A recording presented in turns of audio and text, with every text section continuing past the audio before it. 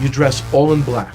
You've got to wear a white robe, eat only kosher foods. You've got to become a vegetarian. You face Jerusalem. You've got to face India when you pray. You pray only in Hebrew, and you grow a nice big beard. And if you do all of those outward cultural things, you'll discover the God of the universe. And I'm thinking, this is crazy that someone thinks that they can force their culture on God, and that God's going to be impressed by what you wear, what direction you face when you pray, what you eat, and all these sorts of things. It seemed to me that if there was a God out there who could be known, he should be able to be recognized no matter where I face, no matter how I'm dressed, because he's God. Growing up, we always understood that we had our Bible and the Gentiles had their Bible, the New Testament, and that they were two completely separate books.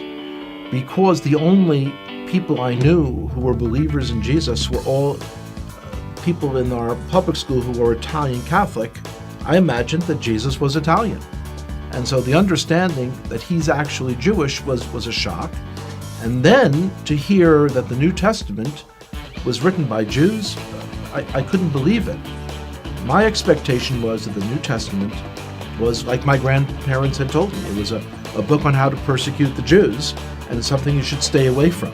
Of course, when you're told you should stay away from something, curiosity gets the best of you, and you've got to see it. When I opened the New Testament, I was expecting to find a handbook on how to persecute the Jews. My grandparents had warned me that it was written by people who killed the Jews.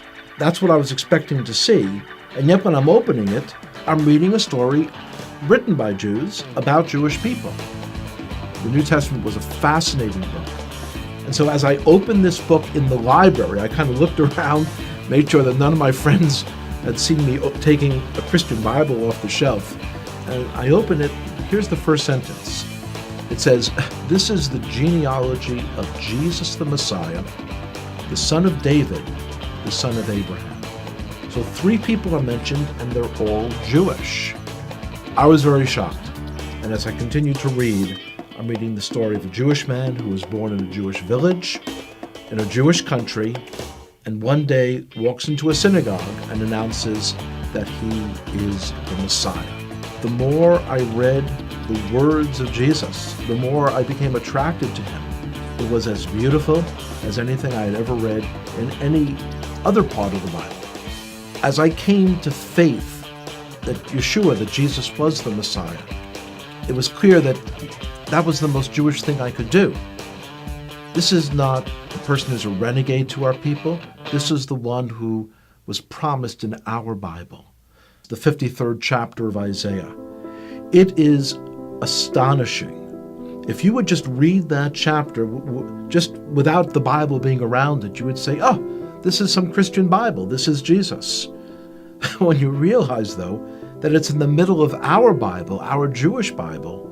When I first came to faith, I dared not tell my father, because this is a time period in the 1970s when there were lots of gurus and cults, and he was very concerned about me getting involved in some crazy sect and going off someplace.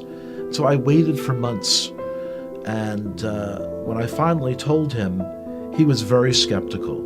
On his own then, he started to read about Jesus as well. About 1.5 years later, I told him that the fellow who wrote one of the books that he had read, that this fellow was giving a lecture in the city of New York. And he agreed to come out to hear that person. And one of the most amazing moments of my life was the speaker said, "Would everyone here who is a Jewish believer in Jesus, would you raise your hand?" And I raised my hand. My father also raised his hand. And I looked over and I said, "Pop," he didn't say would all the Jews raise their hand. He said, would all the Jewish believers in Jesus raise their hand? And my father looked over and he said, yes, I heard what he said. The decision to come to faith in Jesus as the Messiah was not something that was a momentary lark. It wasn't something that was a passing fad. And I could see changes in myself that I knew were not from within myself. I had kind of tapped in to a truth for our Jewish people that was very powerful.